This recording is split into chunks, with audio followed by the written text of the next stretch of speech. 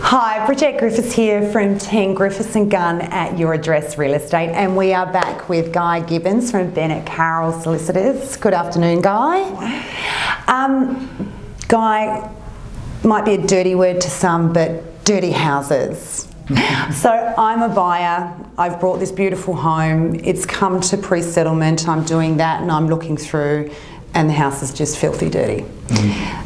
What rights do I have as a buyer? It's messy. It's a lot more complicated than you would think. Probably shouldn't have used the expression messy, but the situation is not as clear as you would think because it's a fairly common scenario. I mean, people mostly will make a reasonable effort. I've certainly seen car bodies and all sorts of junk in the backyard, which wasn't there when the property was marketed, or the garage full of stuff because the person's moved out of the house but hasn't quite managed to get out of the garage, and it might happen later on.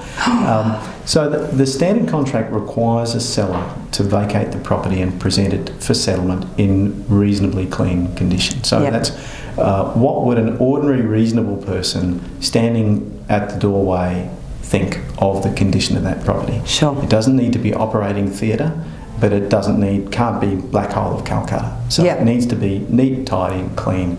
And that's what your pre-settlement inspection is for. So on the morning or the day before, you go and have a tour through and you look for things that aren't right. You certainly also make sure that the things that you bought that are fixtures and fittings are still there. So if there's a dishwasher in the contract, I want to see a dishwasher. Absolutely. So you're just really checking that you're about to part with probably the most amount of money you'll ever part with on a single transaction. Is everything right? Okay, so let's say it's not. That clause is being breached. So the backyard's full of car bodies, the pool is full of rubbish. Crocodiles. And it's not acceptable. The contract actually doesn't give you the right to terminate. It doesn't even give you the right to refuse to settle.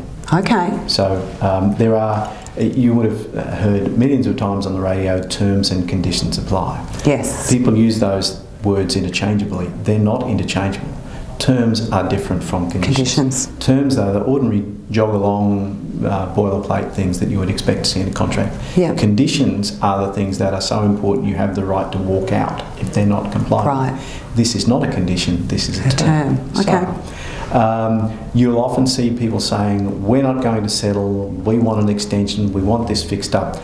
None of that applies. Too bad. And if that comes to us, we'll just push back and say, no way, we're settling. However, the sensible middle ground is to settle on time, sometimes with a retention. So the parties will say, all right, okay, we need to clean this up. How much would it cost for a professional person to clean that up, remove the car bodies, get the alligators out of the pool? Okay, we'll set that aside. That'll be held by one of the lawyers in the trust account, and the seller will have a certain number of days to get that done.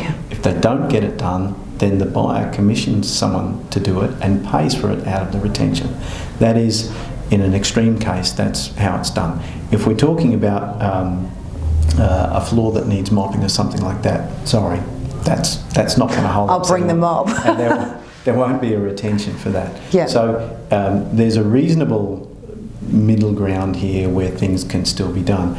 The buyer doesn't have the right to turn on heel and say, I'm not settling because this place is not in clean and tidy condition. So a lot of people think that that's what their pre-settlement inspection is for, and that they can tear up the contract if they're not happy, but it's not like that. Okay, so here's another question. What's a pre-settlement inspection for then, if it's not to check the condition of the property? It is to check the condition of the property, but if it fails that test, that doesn't give you a right to kill the contract. So it really just gives you those additional rights to withhold funds, to ensure that things can be addressed within a certain length of time.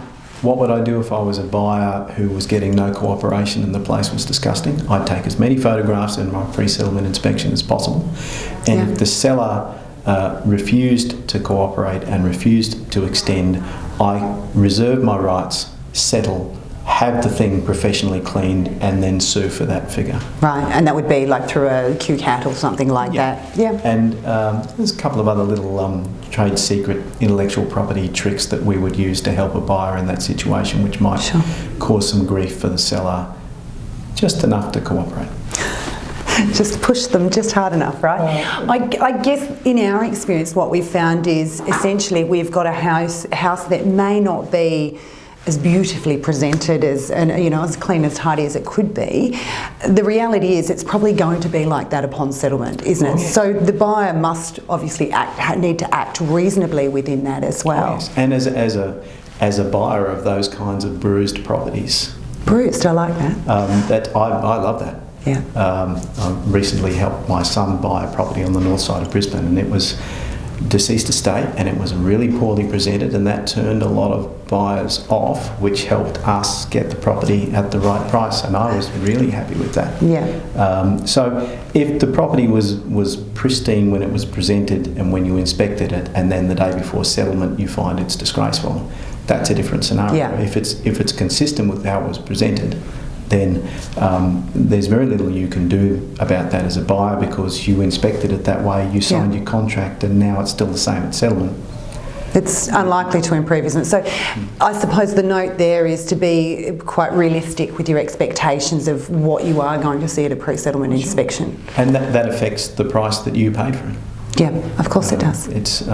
It's not going to turn into the Taj Mahal in 30 days. No, unfortunately. Look, thank you so much, Guy. That was excellent advice. And thanks, guys. We'll see you again soon. See you soon.